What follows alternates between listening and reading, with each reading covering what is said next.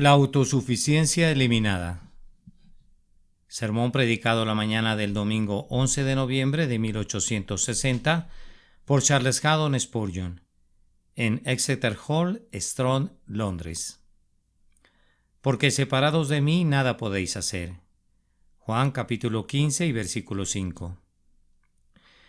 Consciente de esta verdad en mi propio caso, busco sinceramente la ayuda del Espíritu de Dios, tanto en la predicación como en cualquier otro ejercicio espiritual que haga, pues separado de Él nada puedo hacer. Es un hecho notable que todas las herejías que han brotado en el seno de la Iglesia cristiana han tenido la tendencia a deshonrar a Dios y a adular al hombre. Siempre han guardado la exaltación de la naturaleza humana como su refugio, si no es que como su meta abierta, y han buscado el abatimiento de la soberanía de la gracia divina. Estos falsos profetas quieren derramar lustre sobre la cabeza de una criatura rebelde y depravada, y robarle a Dios la gloria que es debida a su nombre. Por otro lado, las doctrinas del Evangelio, comúnmente conocidas como las doctrinas de la gracia, se distinguen sobre cualquier otra doctrina por esta peculiaridad, es decir, que abaten a la criatura a un lugar muy bajo y nos presentan al Señor Jehová sentado en un trono elevado y exaltado. Tan cierto es esto que el cristiano más ignorante, aun si es incapaz de refutar un discurso erróneo, sería capaz de descubrir su falsedad, determinando si glorifica al hombre a costa de Dios. El más pequeño bebé en la gracia puede llevar esta prueba consigo. En medio de la diversidad de opiniones que lo circundan, siempre puede juzgar y hacerlo infaliblemente, por cierto, acerca de la verdad o de la falsedad de una doctrina, probándola de esta manera. ¿Glorificas a Dios? Si lo hace es verdadera. ¿Exalta al hombre? Entonces debe ser falsa. Por otra parte, coloca al hombre en un lugar muy bajo y habla de él en términos que lo conducen a sentir su degradación. Entonces sin duda está llena de verdad. Y pone la corona sobre la cabeza de Dios y no sobre la cabeza del libre albedrío del hombre o de su libre agencia o de las buenas obras. Entonces con toda certeza es una doctrina de acuerdo a la piedad, pues es la misma verdad del Señor nuestro Dios. Mi texto, que es la propia palabra de Cristo, contiene una doctrina que pertenece a la categoría que habla en contra de la exaltación de la humanidad y echa por tierra sus elevadas esperanzas y desdeña sus altivas miradas, y esta frase honra a Cristo precisamente en esa misma medida y lo exalta en la estima de todo su pueblo. Esta mañana voy a hablar de mi texto de esta manera. Jesús dijo: separados de mí nada podéis hacer. Primero, es cierto en cuanto a sus santos en temas concernientes a ellos mismos. En segundo lugar, esto es todavía más manifiestamente cierto en cuanto a los hombres inconversos y no regenerados. Y en tercer lugar, la experiencia descubrirá que es igualmente un hecho si miramos a los santos en relación a los pecadores sin Cristo. Al santo más sincero no puede hacer nada para la conversión del pecador. Entonces comenzamos con el santo en relación a sí mismo. Jesús les dijo a los apóstoles, y si se los dijo a ellos, con toda certidumbre nos dice también a nosotros, al menos con la misma fuerza: separados de mí nada podéis hacer. Vamos a explicar esto, luego vamos a sustentarlo y luego extraeremos una lección práctica. Hijo de Dios, Jesucristo te habla personalmente en este día y te dice: separado de mí nada puedes hacer. ¿Entiendes esto? Observa cuán decisivamente habla. Yo tomo prestado de Agustín mucho material para la exposición que presento a continuación. Él comenta que esta frase parece haber sido escrita para poner un fin a las impudentes posturas de los pelagianos, pues el texto no dice: separados de mí difícilmente podrían hacer algo. Será con extrema dificultad que podrán cumplir una buena obra o alcanzar un propósito santo. No pone el hacha mucho más decisivamente a la raíz. Dice: separados de mí nada podéis hacer. Absoluta y positivamente nada. Como no dice que si busco y me esfuerzo, si concentro todas mis energías en un solo punto, si concentro todas mis facultades en un propósito, ni aun así podría holgarlo. Si yo fuera extremadamente cuidadoso, si fuera intensamente entregado, si orara con toda sinceridad, ¿no podría entonces lograr algo? aún sin la influencia del Espíritu? Puede ser que me cueste muchas dificultades, puede ser duro remar contra la corriente, pero ¿no podría progresar por lo menos un poquito en las cosas de Dios, no solo con mi propio poder, sin ayuda, sin me esforzar al máximo? No, el Señor Jesús dice que no, separados de mí nada podéis hacer. Puedes esforzarte como quieras, luchar como puedas. Tus esfuerzos y tus luchas serían una fuerza mal aplicada. No te conducirían a progresar a tu meta. Solo te hundirían más profundamente en la ciénaga de la desesperación o de la presunción. Observen además que el texto no dice: separados de mí no podréis hacer algunas cosas grandiosas, algunos actos especiales de piedad, algunos actos elevados y supernaturales de arrojo, de abnegación y de sacrificio. No, separados de mí nada podéis hacer.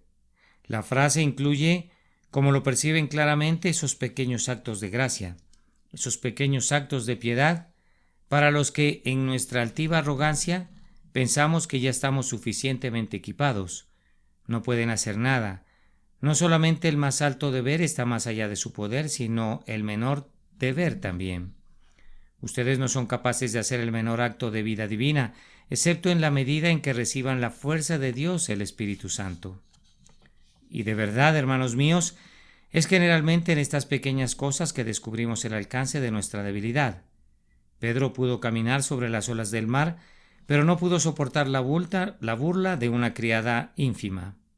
Job pudo tolerar la pérdida de todas las cosas, pero las palabras recriminadoras de sus falsos amigos, aunque no eran más que palabras y no rompían huesos, lo llevaron a hablar mucho más amargamente que toda la sarna maligna y las ampollas que estaban en su propia piel. Jonás dijo que hacía bien en enojarse hasta la muerte por una calabacera. ¿No han oído a menudo que hombres valientes que han sobrevivido cientos de batallas han muerto al final por causa del más trivial accidente? ¿Y no ha sucedido lo mismo con cristianos que profesan?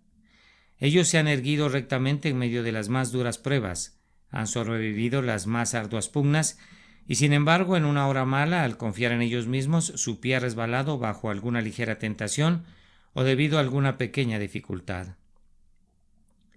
John Newton dice: la gracia de Dios es muy necesaria para formar un temperamento correcto en los cristianos, tanto en relación al rompimiento de un plato como en relación a la muerte de un hijo único. Estas pequeñas grietas necesitan ser resanadas con sumo cuidado. La plaga de las moscas no es más fácil de ser contenida que la del ángel destructor. El justo debe vivir por fe tanto en las cosas pequeñas como en las grandes. El creyente debe estar consciente de su propia incapacidad tanto en las menudencias como en los ejercicios más nobles. No debe decir nunca de ningún acto: ahora soy lo suficientemente fuerte para ejecutar esto. No necesito ir a Dios en oración para esto. Se trata de una minucia. Está por debajo de la dignidad de Dios y yo me basto por mí mismo para ello. No, creyente, tú no eres competente para nada. Sin Cristo no puedes hacer nada que sea bueno, nada que sea correcto. No somos competentes por nosotros mismos para pensar algo por nosotros mismos, sino que nuestra competencia proviene de Dios. Pues ¿qué hemos de pedir como conviene? No lo sabemos. Cada día sentimos de verdad que querer está presente en nosotros, pero cómo hacer lo que queremos no lo sabemos. Nuestra fuerza no es solamente debilidad, sino perfecta debilidad. Debilidad incluso en relación a las cosas pequeñas, debilidad relativa a las onzas como ciertamente relativa a las toneladas, debilidad en las gotas de dolor, así como en los mares de aflicción, debilidad ante las astillas de la prueba, así como ante los terribles dardos del maligno. En todo, cristiano, eres impotente, separado del Señor, que es tu fortaleza y tu salvación. Aprende entonces el significado de este texto: separados de mí, nada podéis hacer. Para explicar más el significado de este pasaje, permítame notar que Cristo no dijo: separados de mí nada podéis perfeccionar, sino separados de mí nada podéis hacer.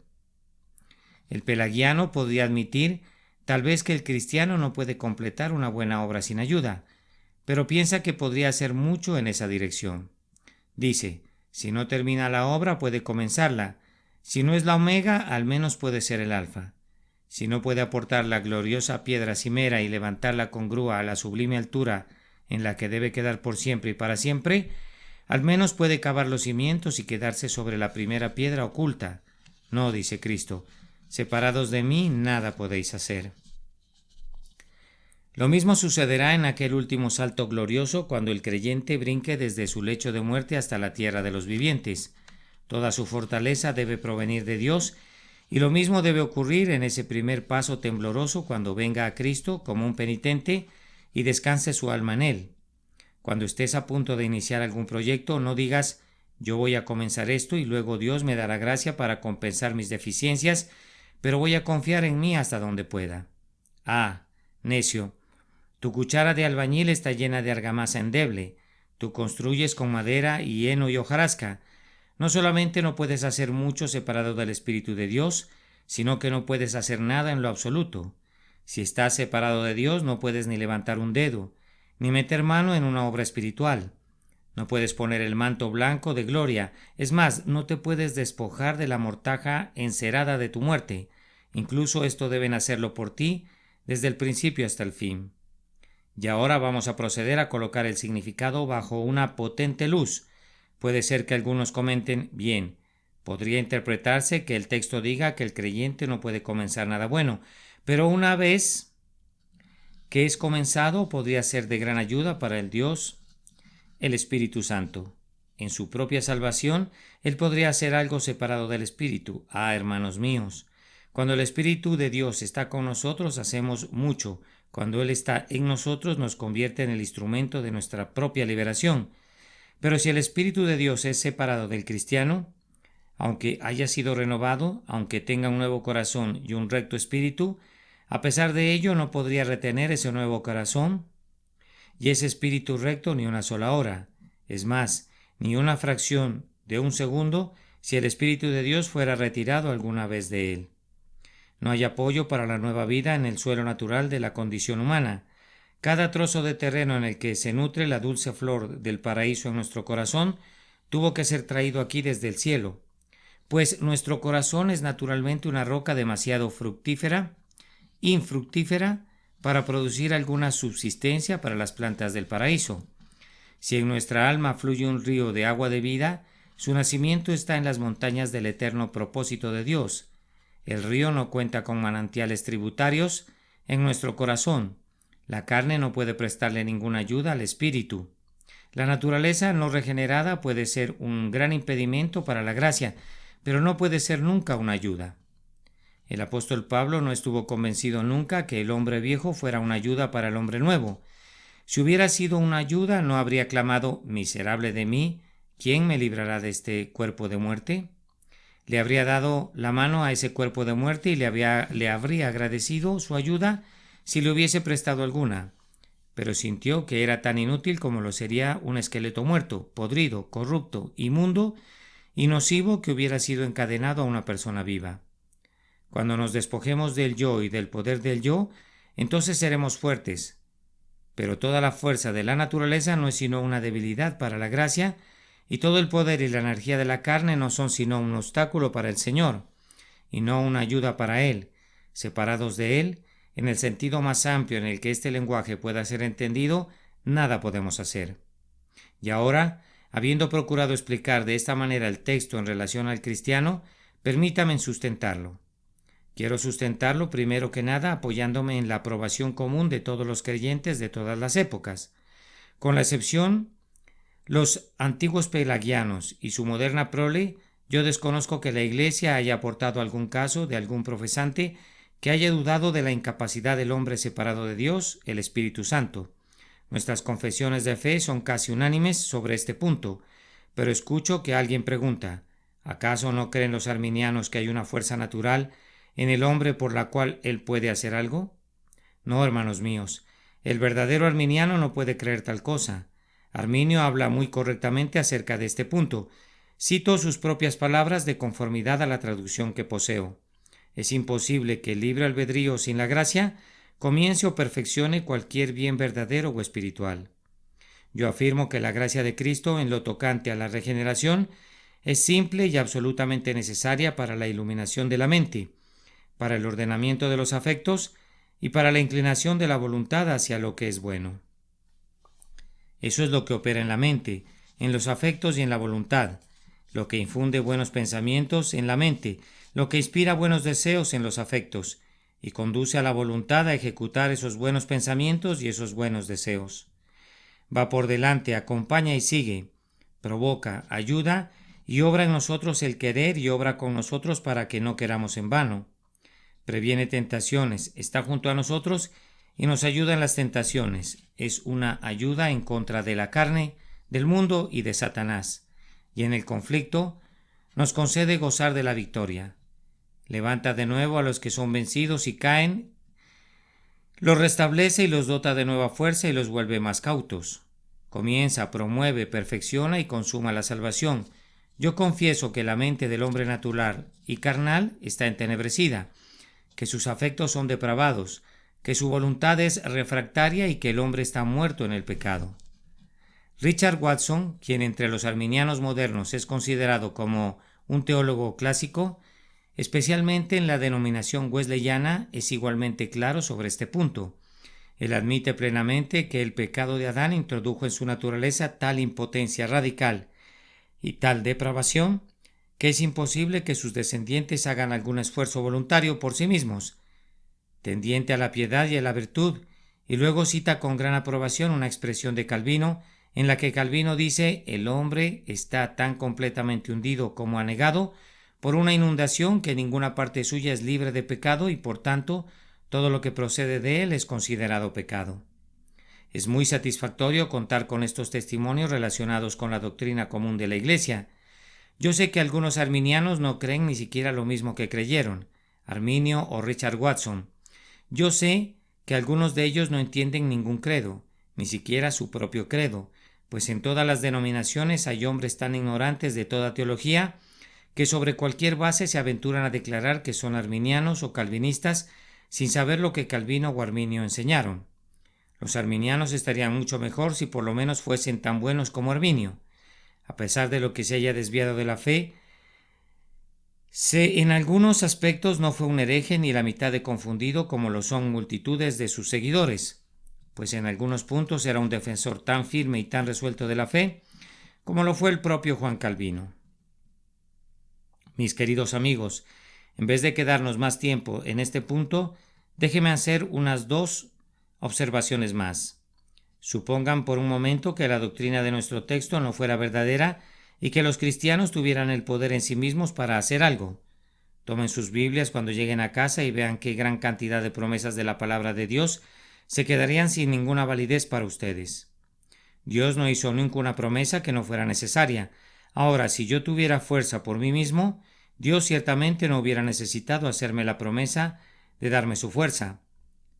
Pero, puesto que hay muchísimas promesas en las que está escrito: Él da esfuerzo al cansado y multiplica las fuerzas al que no tiene ningunas, puesto que se nos dice a menudo que los muchachos se fatigan y se cansan, los jóvenes flaquean y caen, pero los que esperan a Jehová tendrán nuevas fuerzas, creo que pueden ver que la simple existencia de estas promesas comprueba que son necesarias, y si las necesitamos es debido a que el hombre es débil. Además, ¿qué pensaríamos de las alabanzas de los santos? ¿No han escuchado a lo largo de toda la Escritura que atribuyen su fortaleza y su poder a Dios? ¿Acaso no confesaron todos ellos desde el primero hasta el último que todos sus frescos manantiales estaban en Él? ¿Que Él, el Señor Jehová, era su fortaleza y su cántico, y se había convertido en su salvación? ¿No confesaron unánimemente que su competencia provenía de Dios, que cuando eran débiles eran fuertes, que en sí mismos no eran nada? Pregunto, ¿qué opinan de estas alabanzas? ¿Qué son? ¿Acaso no serían puro viento si estos hombres realmente hubieran tenido fortaleza y poder para hacer el bien? ¿Y qué son los himnos delante del trono? Esos eternos clamores de la salvación que pertenece a nuestro Dios, que está sentado en el trono y el Cordero. ¿Cómo podrían atribuir poder y dominio y fortaleza a Él por siempre y para siempre si ellos hubieran tenido poder? ¿No debería haber una melodía entremezclada mientras cantan al poder de la gracia? ¿No debería haber algunos interludios en los que canten también al poder de la naturaleza?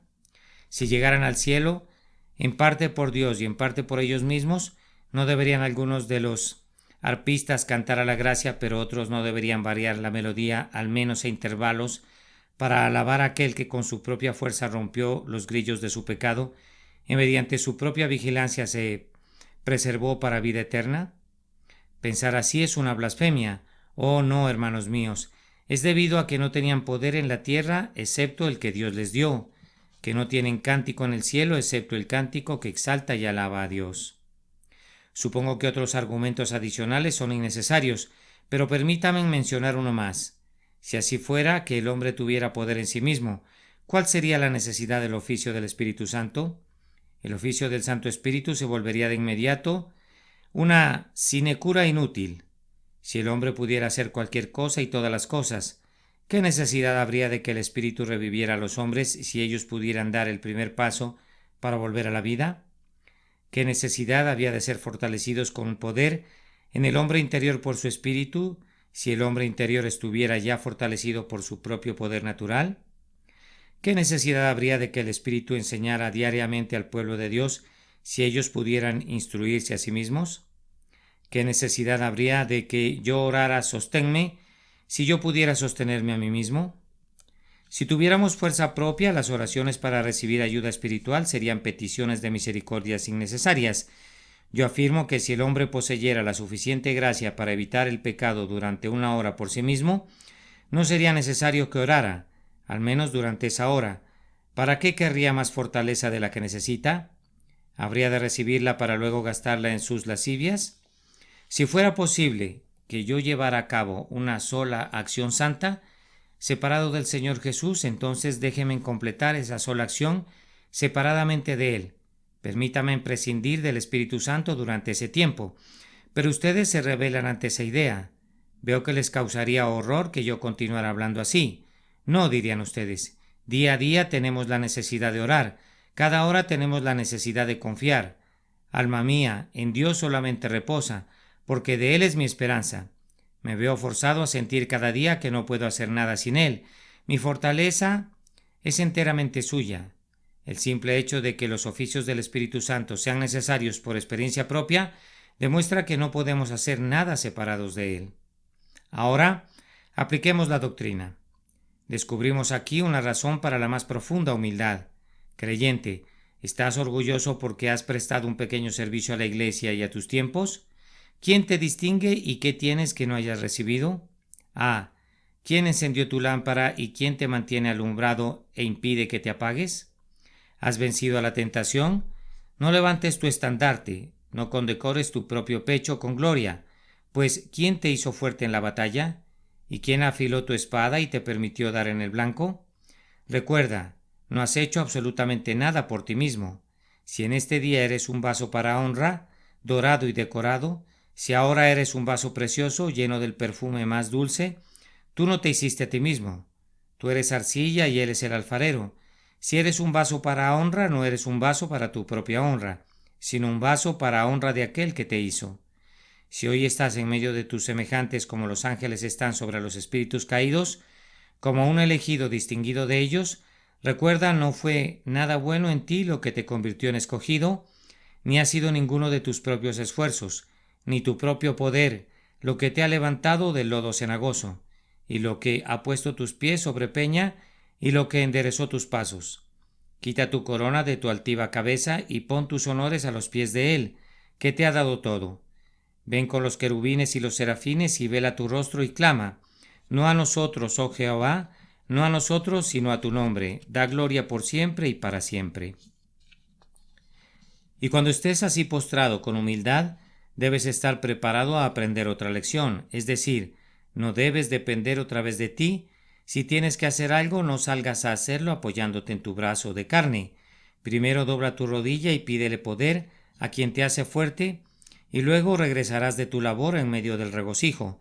Pero si vas con tu propia fuerza, harás añicos la reja de tu arado sobre la roca, sembrarás la semilla junto al mar salado y sobre arena infértil, y contemplarás tus acres vacíos en los años venideros, que no producirán ni una sola brizna de hierba que alegre tu corazón. Confiad en Jehová perpetuamente, porque Jehová el Señor En Él está la fortaleza de los siglos. Pero esa fortaleza no está disponible para ti en tanto que descanses en alguna fuerza propia. Él te ayudará si eres como un gusano, pero si quieres ser fuerte en ti mismo, retirará su propio poder de ti y te causará que tropieces y caigas, y si tropiezas, considera como una dicha que no termines convertido en añicos. Aprende entonces la gracia de depender diariamente de Dios y hazlo constantemente con la debida humildad. Ah, hermanos y hermanas míos, quiero hablar sinceramente antes de abandonar este punto, pues se trata de un vicio común a todos nosotros, volvernos independientes. Recibimos un surtido de gracia en nuestra mano y pensamos que gastaremos el dinero de nuestro bolsillo antes de recurrir al tesoro de nuestro Padre. Si tenemos un poco de fe y nuestro Señor nos honra con el gozo de su presencia, entonces nos engreímos de tal manera que clamamos: mi monte está firme, no seré jamás conmovido. Ah, siempre hay una prueba a la mano. ¿No es cierto que nosotros nos generamos la mayoría de nuestras pruebas por nuestra jactancia y encendemos nuestro propio horno con el combustible de nuestra altivez? Si fuésemos más semejantes a los niños y descansáramos más simplemente en el poder del Espíritu, ¿no seríamos más felices? ¿Acaso Dios nuestro Padre no esconde su rostro porque si viéramos demasiado su rostro podríamos exaltarnos sin medida? ¿Acaso esa espina nos rasga nuestra carne porque de otra manera permaneceríamos acostados sobre el lecho de la seguridad carnal y dormiríamos durante todo el día? ¿O podríamos estar siempre en la cima de la montaña si no tuviésemos cabezas tan aturdidas y pies tan resbalosos? ¿Podríamos tener siempre nuestras bocas llenas de dulzura si no fuera porque somos tan débiles que no podemos soportar siempre estas dulces cosas y debemos dar un trago de ajenjo para ser conducidos otra vez, mediante un tónico amargo, a un estado saludable del alma? Yo oro para que ustedes busquen quedar postrados en el suelo delante de nuestro Dios, pues cada pulgada que nos alzamos sobre el suelo es una pulgada demasiado alta. No se trata de una pulgada hacia el cielo, sino de una pulgada hacia el infierno. Cada gramo de fortaleza propia que ganemos es un gramo de debilidad, y cada partícula de confianza en sí mismo no es sino una nueva partícula de veneno aplicado a nuestras venas. Buen Dios, líbranos de toda confianza en el yo y de toda seguridad carnal. Ahora me encamino a la segunda parte de mi sermón, en la cual me detendré brevemente, pero hablaré de todo corazón. Separados de mí, nada podéis hacer. Si esto es válido para el santo, afirmamos que es igualmente válido, aunque debería decir más contundentemente válido en cuanto al pecador, en vez de hacer una división didáctica aquí. Como lo hice con el primer encabezado, permítanme hablar de inmediato a la conciencia. Pecador, el Hijo de Dios que ha sido revivido y renovado, siente que separado de Cristo nada puede hacer. Cuanta mayor validez tiene esto para ti, pues tú estás absolutamente muerto en delitos y pecados. Aunque el pámpano esté en la vid y haya sido injertado en el buen olivo, no puede producir ningún buen fruto sin el tronco. Cuanto menos puedes esperar hacer algo tú, pues ni siquiera estás injertado, sino que perteneces al olivo silvestre.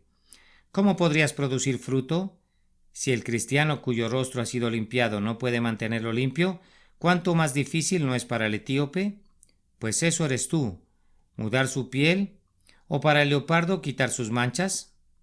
Si cuando el creyente es sanado de su lepra, siente que la lepra podría brotar cada día, si no fuera por el constante poder milagroso del buen médico, ¿cuánto menos podrías tú limpiarte a ti mismo, estando contaminado por completo por la lepra del pecado? Pecador, es cierto en cuanto a ti que, a menos que seas visitado por el Espíritu Santo, a menos que seas unido a Cristo, nada puedes hacer. No estamos afirmando que eres incapaz físicamente, pues puedes efectuar actos naturales, puedes asistir a la casa de Dios, puedes leer la palabra de Dios, tú puedes hacer 1000 cosas que solo necesitan de tus brazos y de tus piernas y de tus ojos. Tampoco eres incapaz mentalmente, tú puedes discernir entre el bien y el mal, tú puedes juzgar sobre la verdad y el error, y eres verdaderamente culpable al elegir lo falso y rechazar lo verdadero. Hablamos ahora de tus acciones espiritualmente, no moralmente. Tú eres tan enteramente incapaz de todos los actos espirituales como los muertos en los cementerios o como los huesos secos después de haber pasado por el fuego.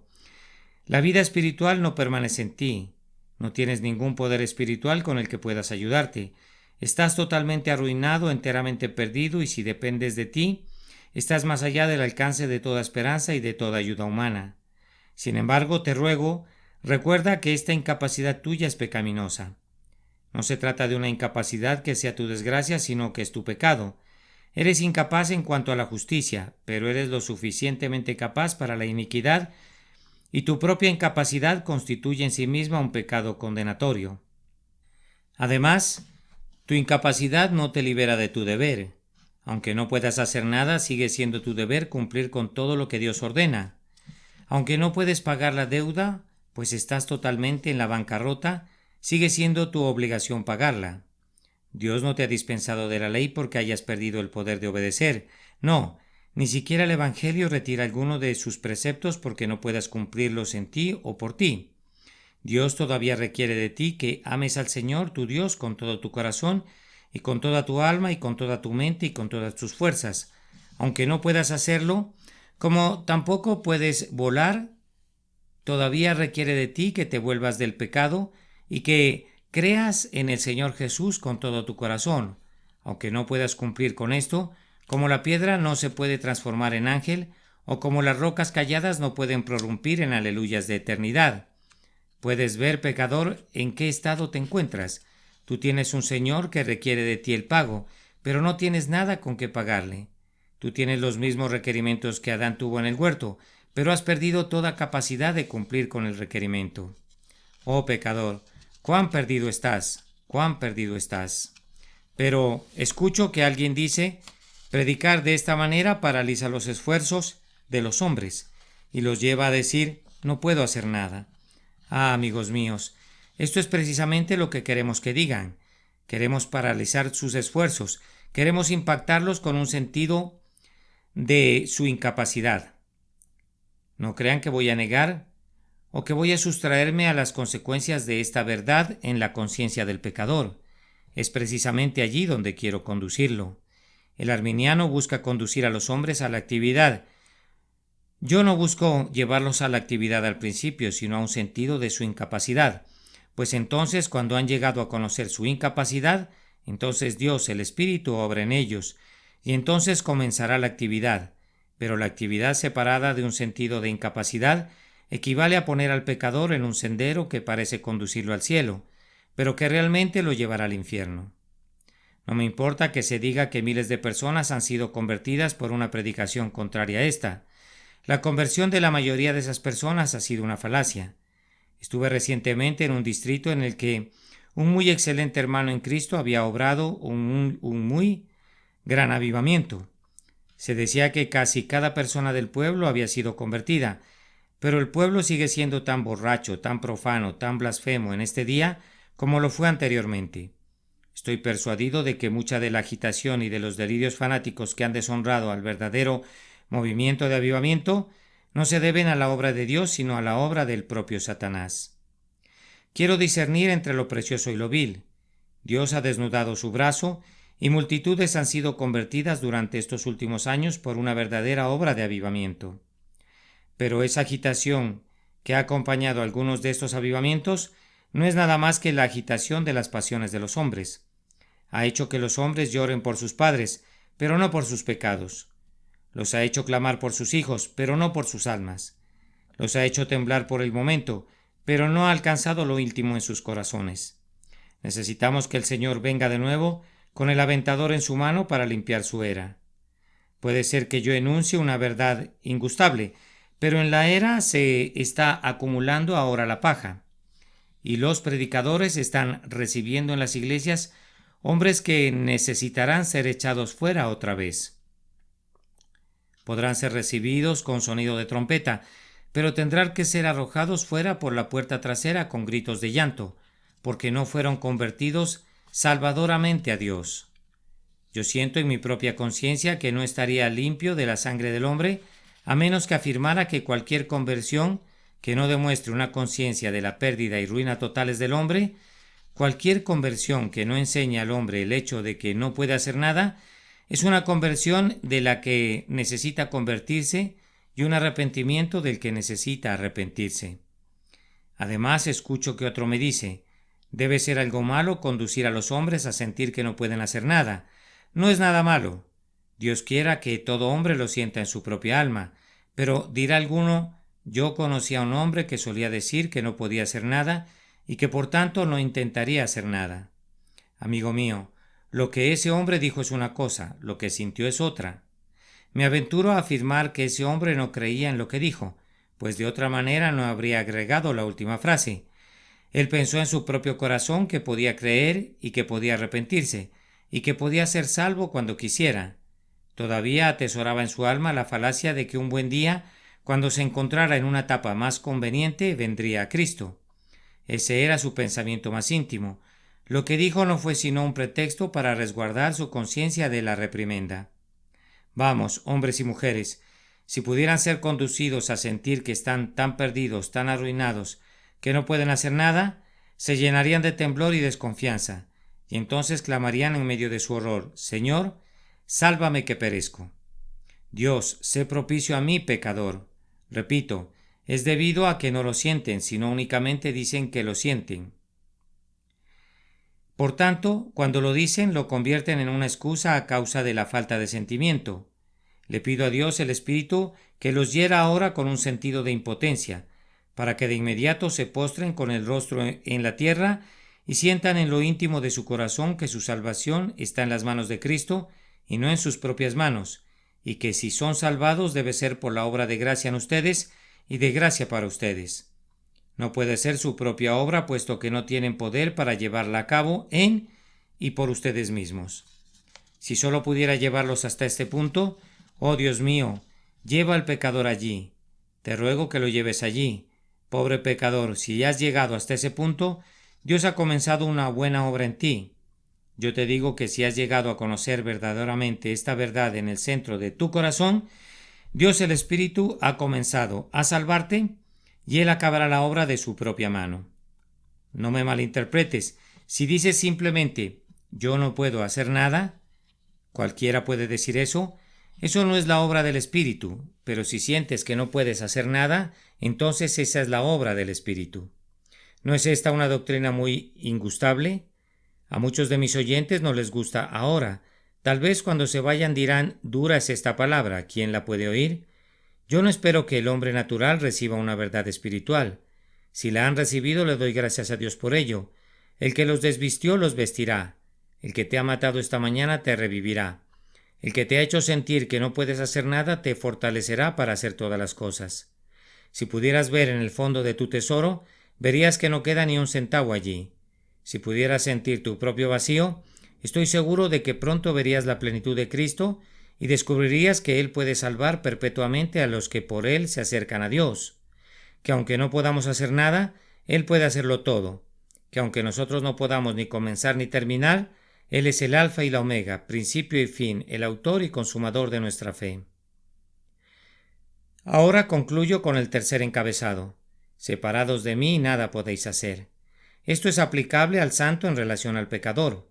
Hermanos, a veces recibo información acerca de hombres llamados revivalistas, y yo supongo que la gente se imagina que hay algún poder en ellos, o relacionado con ellos para crear un avivamiento. Yo lamentaría llevar ese título para que no se llegara a pensar que me arrogo algún poder. Yo sé también que la gente planea algunas veces un avivamiento en un determinado tiempo, como si el Espíritu de Dios estuviera a su disposición, como si ellos pudiesen hacer que el viento que sopla de donde quiere y cuando le place viniera a su llamado y a su indicación. Yo creo que todo eso pretende comenzar por el punto equivocado. En lugar de eso deberíamos sostener reuniones de oración y confesar nuestra incapacidad. Si comenzáramos por sentir que no podemos hacer nada, podríamos hacer todo. Pero cuando comenzamos pensando que lo podemos hacer todo, no terminaremos haciendo nada. La Iglesia de hoy necesita tener este principio más y más grabado en su corazón. Iglesia de Dios, tú eres impotente. No tienes ninguna fuerza, ningún poder para convertir una sola alma separada del Espíritu de Dios. ¿Ha corroborado alguno de ustedes esto por experiencia propia? Tal vez me dirijo ahora a un padre que tiene muchos hijos. Dice: uno de mis hijos me confunde por completo. He orado por él y he hablado con él. He buscado instruirlo, pero únicamente puedo subir a mi aposento y de rodillas sentir que a menos que Dios ponga su mano, ese muchacho no será salvo nunca. Es algo bueno que sientas esto, pues ahora irás a trabajar en la dirección correcta, sin usar tus propias herramientas ni tu propio poder, sino apoyándote en la fortaleza de Dios. Y yo también subo al púlpito y si sintiera que puedo predicar, podría predicar con las lenguas de los hombres y de los ángeles, no solo yo, sino todos mis hermanos en el ministerio. Todos podríamos predicar vehementemente y denodadamente, pero no habría ningún poder en nuestra predicación para ganar ni un alma, separados del Espíritu de Dios que sale con la palabra. Necesitamos que los ministros sientan siempre que no es la simple adaptación del sermón a la salvación de las almas, sino la aplicación de ese sermón al alma. No es el simple hecho de que somos denodados, sino la energía del Espíritu que sale con nuestro denuedo para revivir el corazón y despertar la conciencia. Maestros de escuelas dominicales, ustedes necesitan sentir esto. No los desalentará, no los paralizará, los hará fuertes, pues cuando somos débiles entonces somos fuertes. Necesitan sentir que no pueden convertir a un niño de su clase, de la misma manera que no podrían crear un mundo, que no pueden cambiar un corazón, como tampoco podrían hacer que un océano se encendiera en llamas, ni podrían forzar al sólido granito para que cabalgara sobre fuentes líquidas hasta el cielo. Ustedes saben que esto está en las manos de Dios y no en las manos de ustedes. A ustedes les corresponde usar los medios, pero corresponde a Dios obrar el resultado. Vayan entonces todos ustedes, amados de Dios, a sus distintos trabajos, haciendo a un lado su propia confianza y dependiendo simplemente enteramente y plenamente en Dios. Creo que se haría mucho más bien en el mundo si algunos de aquellos que trataran de hacer el bien miraran menos a su propio poder carnal para hacerlo. Quiero decir con esto que si tuviesen menos poder aparente tendrían más fuerza. Hay una historia contada por Tudplay acerca de un doctor Weiss, un hombre muy instruido. Él tenía el hábito de preparar sus sermones muy cuidadosamente y solía leerlos muy acuciosamente. Hizo esto durante muchos años, pero nunca se supo que un pecador fuera salvo por medio de este hombre. Nunca se dio tal maravilla. El pobre buen hombre, pues, era un hombre entregado y deseaba hacer el bien. Estaba un día orando en el púlpito pidiéndole a Dios que lo hiciera un ministro útil. Cuando hubo terminado su oración quedó completamente ciego. Tuvo suficiente control de sí mismo para predicar el sermón de manera improvisada, aunque lo había preparado previamente con notas. La gente no notó su ceguera. Cabe decir que no habían oído nunca antes al doctor predicar un sermón como ese. La gente prestó una profunda atención. Varias almas fueron salvadas. Como pudo, bajó del púlpito y comenzó a expresar su profunda tristeza porque había perdido su vista. Pero una buena anciana que estaba presente le dijo, tal vez de manera poco amable, aunque cierta: doctor, nunca antes le habíamos oído predicar de esta manera, y si ese es el resultado de que se haya quedado ciego, es una lástima que no se haya quedado ciego hace 20 años, pues ha hecho más bien hoy que durante los 20 años anteriores.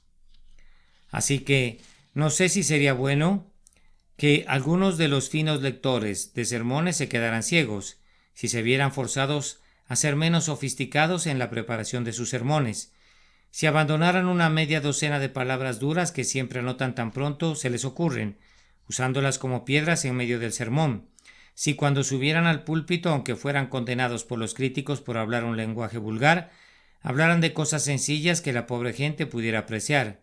Si solo hiciesen eso, con la ayuda de Dios, la ausencia de su poder mental sería el medio de mayor poder espiritual. Y tendríamos un motivo para dar gracias a Dios, porque el hombre se vería disminuido y porque Dios brillaría con mayor resplandor. Pues, ¿qué son los muchos hombres ilustres sino ventanas de cristal manchado que impiden el paso de la luz? ¿O qué contáramos con más hombres que fueran como el transparente cristal de la cabaña del hombre pobre, para dejar que la luz de Dios brillara a través de ellos? Que la Iglesia sienta que su poder no es poder mental, sino poder espiritual. No con ejército ni con fuerza, sino con mi espíritu, ha dicho Jehová de los ejércitos. Entonces la Iglesia podría usar todos sus conocimientos y toda su educación y toda su elocuencia. Los usaría bien, tan bien, si no sintiera que son sus propias armas en las manos de Dios las que derriban ciudadelas. Que Dios añada su bendición Por Jesucristo nuestro Señor. Amén.